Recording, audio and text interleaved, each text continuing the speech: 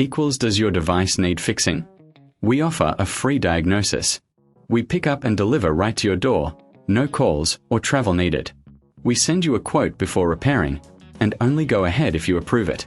Easy, transparent, and professional. Link in description. To start, unplug your Rowenta RO6373.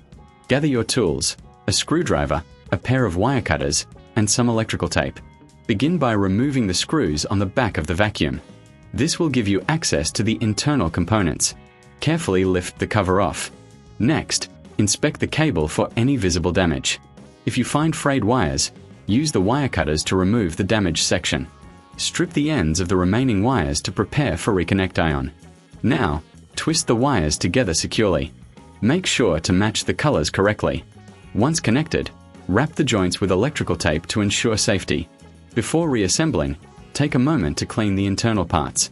Dust can accumulate and affect performance. Replace the cover and secure it with screws. Remember, if you need assistance, we offer a professional diagnosis without obligation. Plus, enjoy pickup and delivery at your home. No calls, no travel, just convenience. Always get a quote before repair to avoid surprises. Does your device need fixing? We offer a free diagnosis. We pick up and deliver right to your door, no calls or travel needed.